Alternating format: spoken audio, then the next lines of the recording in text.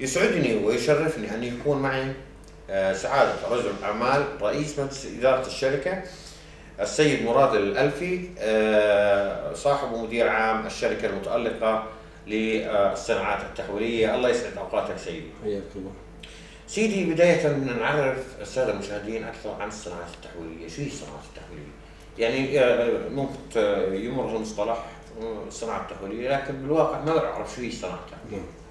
نفهمها منك سيدي. يا سيدي، الصناعة احنا بمجال عملنا اللي هو صناعة الاسفنج، اللي هي يتم تحويل المادة الأساس المواد الأولية من مواد سائلة إلى منتج نهائي بتعمل فيه المستهلك. يعني بالأصل تحصل عليها مادة أولية؟ نعم، من مواد أولية، من مواد سائلة يتم تصنيعها عن طريق التفاعل، بتتحول لمواد شفناها داخل المصنع بالضبط. واللي هي بالنهاية بتطلع بالمنتج النهائي اللي هو اسمه فوم أو مادة الاسفنج. يعني خلينا نحكيها كعلم اقتصاد، القيمة المضافة فيه عالية. نعم، القيمة المضافة فيه عالية، يعني نعم. أنت أخذته خام بالضبط، بالتالي أصبح دارج السوق. هو عبارة عن خلط لعدة أصناف من المواد الخام، عن طريق هذا الخلط أو كيميائيا أكيد نعم. من خلال ما بنتج عندنا اللي هي مادة الاسفنج بعد ما تمر بمراحل معينة، يعني خلط هذا ووقت زمني وصلت للمنتج النهائي. المنتج النهائي هذا من حقك الآن. نعم. يعني لنفرض أنت كصناعة تحويلية الاسفنج، نعم، أكيد مهتم في موضوع الفرشات وأيضا الطبية الزمبركية، الفرشات العادية. طبعا. لاحظنا بالآونة الأخيرة توجه السوق الأردني لموضوع الفرشات الزمبركية. نعم. لكن في تفاوت بالاسعار، يعني بالله كثير رخيص والله كثير غالي. اكيد. لكن خلينا نحكي بشكل عام، الفرشه الاسفنجيه هاي هي طبيه 100%؟ وكيف انه يعني شو فائدتها بالاصل؟ والله موضوع طبيه هو مش طبيه، هو نعم. موضوع ممكن فرشه من صنف لصنف تكون صحيه بالنوم، اللي تاخذ منها استقامه في الظهر حسب مواصفات معينه. يعني بعض اصناف الاسفنج ما بتحقق استقامه في النوم بالنسبه للعمود الفقري. بعض الاصناف ممكن تحققها، فنطلق عليها اسم صحيه وغير. نعم. ف يعني معتمده على الصنف اللي هو نوع الاسفنج او كثافته. يعني انتم بتعملوا هون فرشات اسفنجيه؟ احنا المنتجات تبعنا اللي هي الفرشات الاسفنج. الاسفنج كماده، فرشات الاسفنج اللي انتم بتبيعوها بالسوق حاليا لها ماركه معينه ولا؟ الاسفنج ما له ماركه، لا الاسفنج لا. بس اقصد الفرشه، فرشة الزنبرك. نعم، احنا بعدنا ما نزلنا المنتج، عندنا ماركة جديدة يعني حننزلها ان شاء الله قريب. ان شاء الله يعني قريبا. المواطنين انه في بعون الله قريبا ان شاء الله، ايام يعني معدودة ان شاء الله بس ينزل الانتاج ان شاء الله يا رب. ففي ماركة جيدة بمواصفات عالية حتنزل ان شاء الله بأصناف عديدة بأسعار منافسة وأسعار أكيد يعني. واحنا ان شاء الله بالفترة الأولى حندعم يعني موضوع الأسعار ان شاء الله. يعني هو الأصناف اللي حكينا فيها احنا كإسفنج، الإسفنج المستخدم في شتى صناعات المفروشات، صناعة الفرشة أيضا، المخدات، وهذا هو أحيانا الجلسات العربية، أحيانا أكيد المفروشات بشكل عام يعني. صحيح. سيدي، يعني الآن المواد الخام شراءها من السوق المحلي أم السراج؟ والله بالسوق المحلي لا، احنا عمالنا نستوردها من برا عن طريق يعني ممكن شركات أو وكلاء بالسوق المحلي. أوكي. لكن يعني بتواجهوا مشاكل لما توصلوا البضاعه هاي؟ والله احنا في المدن الصناعيه لا، ما بنواجه اي نوع من انواع المشاكل بهذا الخصوص. اسلفت لي قبل اللقاء انك كنت خارج المدن الصناعيه، خارج تنظيم مدينه السحاب الصناعيه، مدينه الملك عبد الله الثاني الله يطول الامور الصناعيه. بدنا نحكي، وجدت فرق؟ والله احكي لي قبل واحكي لي بعد. بداخل المدن الصناعيه بكل صراحه اكيد احنا بداخل المدن الصناعيه خلينا نحكي انه اجراءات المعاملات الامور هذه كلياتها اسلس واريح حسيت انها بضمن اطار واحد. اكيد يعني داخل المدينه هلا بالنسبه للمدينه واداره المدينه احنا عندنا تعاون كامل يعني بيننا وبين الاداره وامورنا يعني سلسه. من الخدمات اللي تقدم للمدينه؟ في عندكم مركز جمركي؟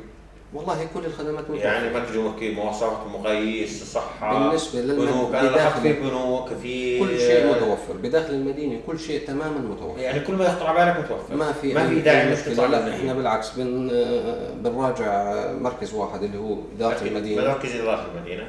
اداره المدينه، وهم بيقوموا بكل المعاملات. كيف تجاوبهم معهم؟ والله رائع جدا. يعني هذا طبعا يا سيدي اللي بيعمل بهالبلد احنا اردنيين، واللي بيعمل بهالبلد دائما بنقول له شكرا. اكيد شكرا لعطائك. اكيد. وما دام السيد يعني مراد اشار فيه، يعني وجد الفرق بين خارج وداخل المدينه. سيدي بالنسبه للمواد اللي تستوردوها، هي معفاه من الان معفاه؟ والله بداخل المدن احنا حاصلين على كمناطق تنمويه، يعني المناطق التنمويه معفاه. نعم. مجرد 1% اعتقد. بداخل عفوا تدفعوا 1% اعتقد؟ نعم نسبه بسيطه، ولكن هي معفاه مقارنه بخارج المدن او المناطق التنمويه بشكل احرى. المناطق التنمويه نعم. بنناقش موضوع المشاكل، معوقات، ملاحظات امام صناعتك، امام الصناعه بشكل عام، لانه فقط الصناعه راح نكتفي فيها من خلالها. شوف احنا عندنا بالنسبه للمدينه، في داخل المدينه احنا الصراحه انه ما عندنا مشاكل بالنسبه لهذا الموضوع. لا يوجد. يعني انا ما بحكي عن خدمات، انا بحكي عن شوف من عماله متوفره بداخل المدينه، من يعني خلينا نحكي اجراءات تخليص جمركي، اجراءات كلها امور سهله وسلسه، ما في عندي مشاكل فيها. هذه مشكله صحيح بالفتره الاخيره، يعني ارتفاع فاتوره الكهرباء، يعني لانه في انا بحكي لك يعني هذا ممكن اوضحها اكثر عنك، لانه اسمح لي، ممكن انه انت متوجه للسوق الاردني. نعم. في ناس فاتحه مصانعها للسوق الخارجي. نعم صحيح. فبالتالي حرام يعني بتزداد كلفته، ما بيقدر ينافس. والله حتى بيسكر مصنعه. يعني حتى بالسوق الاردني احنا موضوع ارتفاع اسعار الكهرباء شويه او الطاقه بمعنى ما بنقدر نتحمله. شويه طبعا شكل علينا عبء. نعم. يعني انا بدي افترض معك الان 7.5%، لو ضلت ثابت على 7.5% والله ما نزعلان، لكن 7.5% انت بدك تضيف على كلفتك. نعم. بالتالي اللي بده يشتري بده يضيف على كلفته. والله اللي بده يشتري بده يوزع بده يضيف ايضا له هامش ربح. صحيح. لحد لا تصل المستهلك لمواصل تقريبا 20%. صحيح. لانه حق مكتسب هذا، فيا ريت انه يكون يعني اعاده النظر. يعني الدكتور عبد الله الصور بنعرف انه خبير اقتصادي، لكن في مجالات ثانيه ان بنقدر نحقق الوفر بدون 7.5%. مجالات كثيره مستعد اناقشك فيها، يعني ما عندي مشكله، لكن انه نبقى على جيب المواطن، على جيب المصنع. طيب هاي الصناعه خلينا نحكيها بشكل علني، اذا راحت وين نروح؟ هاي الصناعه اذا ارتفعت عليها كلفه الانتاج، انت بتعرف دولتك انه هاي تكاليف متغيره سموها، يعني التكاليف المتغيره زادت عنده. التكلفه الثابته ما اختلفنا عليها، دفعها اول مره ونسي الموضوع. التكلفه المتغيره عمالها بتزايد عنده، فيا ريت انه نخفف من قيمه فاتوره الكهرباء على المصانع. يا ريت انه نعفيها الصناعه، مشان الله نعفيها، خلينا نطلع بشيء كويس، خلينا ننافس برا. لما ينزل كلفه المنتج من خلال الطاقه، اتوقع راح يوصل للمستهلك ايضا بسعر اقل، فبالتالي ايضا انت راح يزداد الطلب عليك من خلال السوق المحلي. ليش؟ لانه انت بتزيد انتاجك، كل ما زدت انتاجك بانخفاض التكاليف سيؤدي الى انخفاض التكاليف.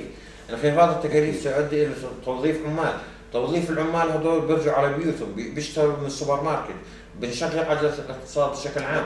يعني الوفر اللي نحصل عليه تنميه اقتصاديه كامله، لكن 7.5% تحطها عائق امامي امام الصناعه على اساس تحقق الوفر 2 مليار، هذا غلط.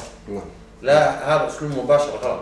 يعني في احنا عفوا يعني انا بحكي بحرقتي على هالوضع. احنا يعني بغض النظر عن المثال، او احنا يعني بالنهايه هلا احنا بنحسبها بانه في تكلفه نهائيه، تكلفه المنتج بتنحسب على حسب تكاليفك. نعم، احنا فاتوره الكهرباء احدى التكاليف نعم، غير العمال غير نعم، فاي نسبه زياده حتكون، اي نسبه نقصان كمان حتكون مشجعه اكثر انك تزيد انتاج. هذه هي النظره فقط، يعني هي معروفه يعني انه اعاده يعني الدوره لازم هاي ينظر اليها بجديه.